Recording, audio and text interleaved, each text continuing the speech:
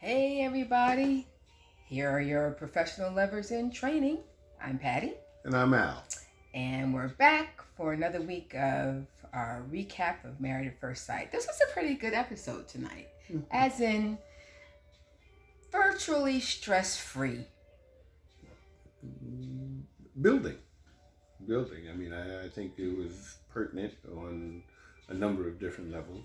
And, they're back to reality, real life, and talked about or discussed or engaged in real life situations. But what I'm saying is there weren't as many tense Oh, yeah. moments or tense issues between the couples. True. A couple, but not as not. We got a breather this week. I feel we got a breather This week. Yes. Well, we know it's coming. The fireworks are coming, but we got a breather this week. So it may not take us very long to recap because I actually felt that there were two themes. Mm-hmm. The first one being the fact that every couple did something fun together. Mm-hmm. Amelia and Bennett went what did they call it? Slacklining, which just looked like tightrope walking to me, but it wasn't a rope thicker than that, but still, and a picnic and pinata. Olivia and Brett went on a Cajun cruise and swamp cruise, and Miles and Karen went grocery shopping. So Amani and Woody got mani-pedis together. Mm-hmm. And Christine and Henry went golfing and salsa dancing lessons. So I mean, they were exhibiting a very important part of a relationship, which in our book, Becoming a Professional Lover, one tip says make time to have fun together. Because yes, real life can be, stressful, it's routine, it requires energy and time, and, it can create tensions. Can alter a day. Yes. Especially depending on what kind of day you've had. Yeah. And while it's easy to say we can leave it at the office, many times we don't. True. It comes home. So making time to have fun, especially like with Christine and Henry. Mm-hmm. She actually gave him compliments and brought a smile to his face. Mm-hmm. But then she also divulged some information that was significant. Yeah. And it brought out a different side of him that she had heard about.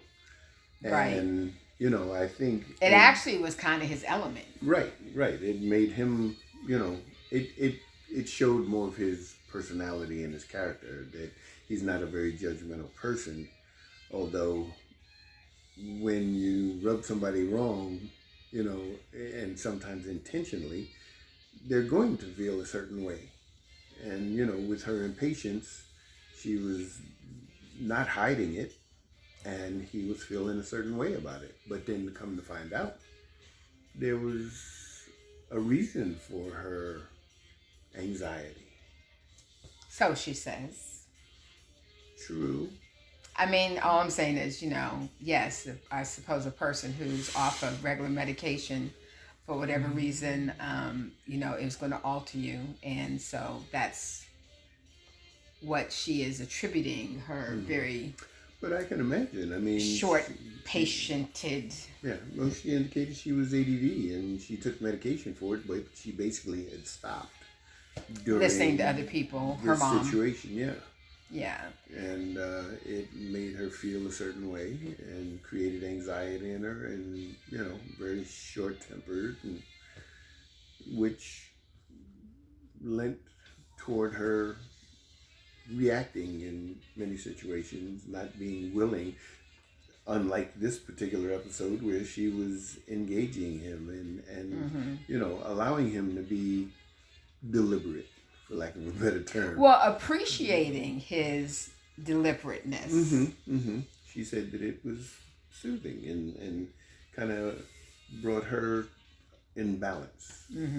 So, and again, it gave Henry an opportunity to display probably one of the things that he does best, which is be supportive. Yeah. Kind of a nurturing supportiveness that she could actually appreciate. So yeah, they made some strides. It wasn't as hard to watch them interact tonight. He even used the word chemistry. He sure did pull that out. And then too, what they demonstrated was, you know, opening yourself up to doing things that the other person enjoys doing that, you know, you may not have done. Like you're a big golfer. On our honeymoon, we went golfing, and I went with him. Yeah, and guess what I she drove did? the cart and read a book She brought a book to a golf course. while he hit his balls. But we were together. We were together. Yeah. I'm not a golfer, beyond putt-putt, but I was there. Yeah. But I have actually hit with you. Yeah, you have. Yeah. You have. I'm not great at it, but you know. So, and then in turn, Neither because am I. because she went golfing with him, he agreed to salsa dance with her. Which is what she used to do as a child. She Right. was a And what she dancer. enjoys doing. Yeah. And so you do have to open yourself up to doing things that the other person enjoys that you may know nothing about, or you may find out that you don't particularly enjoy it, but it's the togetherness time that's valuable. Yeah, being other-centered. This is what your spouse enjoys, your significant other enjoys, and they would enjoy it with you. Now, because you've never done it, I don't think you can be honest and say you don't like it if you've never done it before. So, try it. And then the other theme tonight was, how do you know when you're in love? Have you ever been in love? How do you know when you're in love? And invariably, most people said that it's just You'll feel it when it's It's right. a feeling. Yeah. I'll just know it when I feel it. And that was a common definition of love being a feeling. But surprisingly, and maybe not for some, but in our book, Becoming a Professional Lover, there is a tip that says love is a commitment, not a feeling. And it's true. Because what happens when you don't feel loving or when you don't feel loved? Does that mean that love is over because you don't feel it? No, it is not. So you really have to be careful when talking about love as a feeling. Love generates feeling. So feeling is involved in love, but love is not defined or should not be defined as a feeling. Yeah. It is a commitment, because let me tell you, even in the greatest marriages, and I believe that I have one. I have the same one. A great marriage. But there are times in your ups and downs and your growth and your development and your changing that you'll get to periods where that feeling is not particularly there. But because your love is not based on how you feel, when you're not feeling the love, the commitment to the person, the commitment to the marriage, the commitment to the vow, if you are a believer, the commitment to God takes precedence. True. And that's what the love is built on. And the feelings that come out of that, even when you're not feeling the love at the moment, that commitment, when you're honoring that commitment, it can regenerate feeling. Oh, most definitely. Matter of fact, it usually does. Yes. Because you've gone through that dull moment, that down moment, that insignificant feeling, Or of not even feeling wanting to. like a roommate, or your Mm-hmm. ships passing in the night, and Yeah. you're going there and he's going there, or you just there's no spark. Yeah. There's no and that changes as life changes, right? You get into the routine, you become parents, Mm-hmm. you're developing professionally, True. whatever the case may be. True. So the ebbs and the flows is natural, Mm-hmm. and the feelings follow the ebbs and the flows. True. But the commitment Always should remain. stay the same. True. Yeah. And Good point. out of the couples who described what they would feel like, how they would know they were in love, Woody based his around being other centered. Mm-hmm. I think about you more than I think about myself. Yeah. I'm always wanting to do something to make you happy. Right. So he described love from the standpoint of being other centered, which I thought Mm-hmm. is another way of saying committed. Yeah. That commitment. Yeah. Because you will do for your significant other when, like you said, you don't feel like it, or when you may even feel that you may be lacking something. But it's not about you, especially when you're sharing a life with someone, and it's not to say that you need to avoid pleasing yourself or enjoying yourself, but you think about your significant other in a way just to ensure that their happiness is still intact. Mm-hmm. Because whatever it is that you're feeling, it's temporary, and you'll get through that. Because again, it's nothing major. You just in your feelings at the moment, or whatever the case may be. So. And then Karen talked about it in terms of love being defined through terms of trust and feeling safe. Mm. But trust is, again, a big thing. And trust is a big thing. Trust is definitely a big thing, but I think she's bringing some baggage to the table. She's bringing a lot of baggage to the table because she's having a hard time accepting Miles at face value. Yeah, that it's not genuine, right? To some degree, he's only doing this right now because he's trying to show his best side or be perfect, and I want you to be imperfect, and tell me your needs, and yet if you're not accepting of his needs, then he's in a catch-22. Yeah, because you're not doing anything for his needs. But it's an interesting dynamic. And then, of course, toward the end, she, was upset with him for the way he approached the talk about intimacy, because she's not exhibiting much. And it's an awkward discussion for someone who's not showing you any kind of intimacy and doesn't even look like they're moving toward that. And basically his discussion was proof positive of what he was saying about how, you don't talk about it. You shut off. You don't, respond. And, and when he asked her point blank, she suddenly had to get something out of the refrigerator. How do we move toward that? Yeah. Yeah, I mean, he even broke down the question. Did you feel like his putting it on the calendar was like a joke?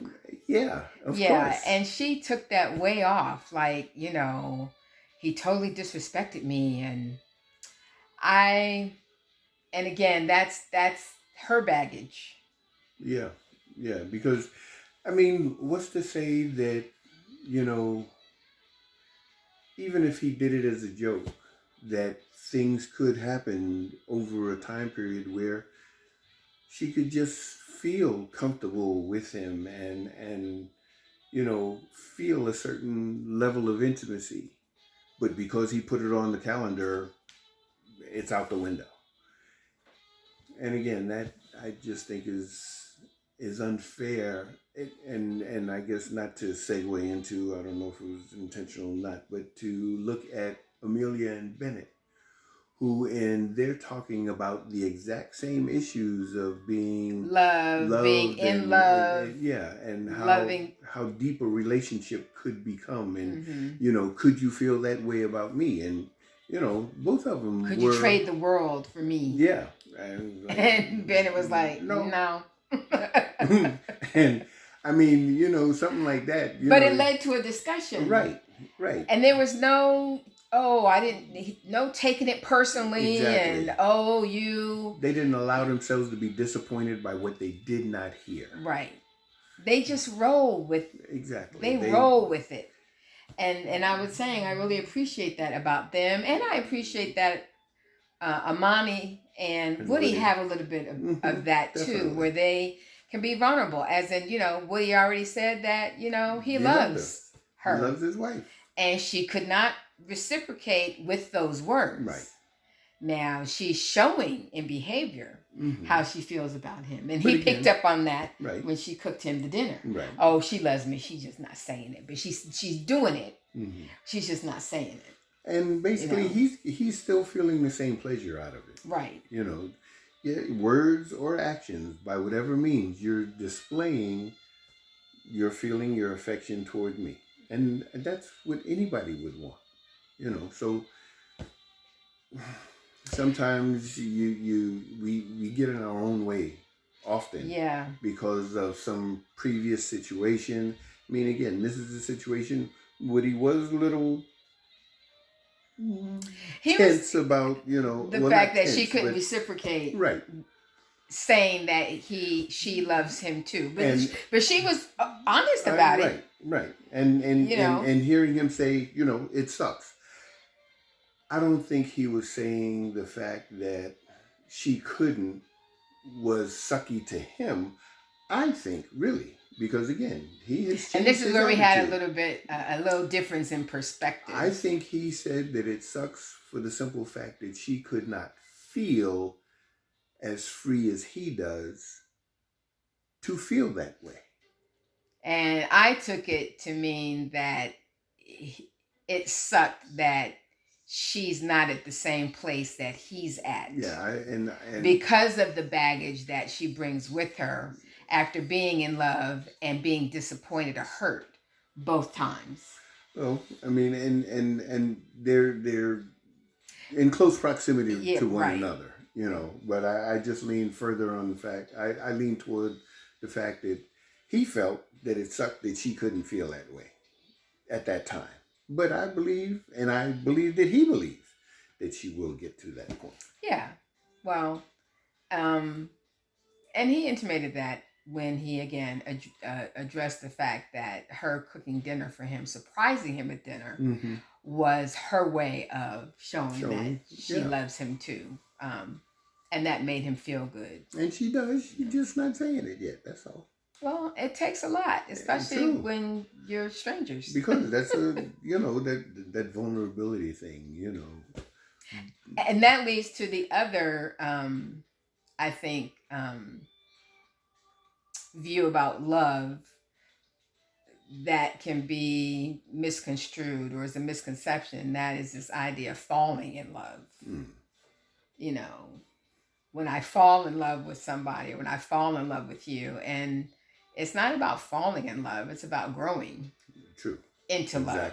Love growing. Yeah. Blossoming because of what you're finding out about each other and what that means to building a life together and, how you see that happening and the strength of that. And so love begins to develop and grow. And then the last thing is this idea of loving you and being in love with you. Is there a difference? Yeah. most of the couples who talked about that see that as being different. Yeah. I can love you, but that doesn't necessarily mean that I'm also in love with you. True. I mean, we're supposed to have love for everyone. Yeah. That's that agape kind of love, unconditional. And it is the kind of love where you are willing to meet another person's needs regardless of the intimacy level. Because the intimate love is a different type of love. True. So because you said that to me early on. What's that? That you loved me. Did I? Mm-hmm. And he wouldn't say it again because he said it first, and I was like, yes. But anyway, it wasn't about being in love. No, I loved her. I mean, it was how I felt at that time. I mean, I had gone past, the like stage. I mean, it was being committed toward building the relationship. I was committed toward building the relationship, and it came out very casual, matter of factly. I mean, that's how I felt about that particular situation at that particular time, and I said, he said it first. Yeah, I love you because I love you. And yet, when I told him I was in love with him, it shocked him. Had to take a break. And he left the room. And I was like, oh, I had to go to the bathroom. Anyway, but so there's definitely a difference. Mm-hmm. There's definitely a difference. And so it's nice to see the progression of the relationships toward that word love. Mm-hmm. But hopefully in our discussion, you can understand the difference between love not being defined as a feeling, but being defined more as a commitment or a principle that transcends the feeling part. Yeah. Well, that promotes everything else that you do for your relationship. And I think that's pretty much it for tonight. And so we thank you for tuning in. And we look forward to your feedback, comments. Welcome to new subscribers to our YouTube channel, The Professional Lover. And stay safe. And we look forward to getting back together with you next week. Peace. Enjoy.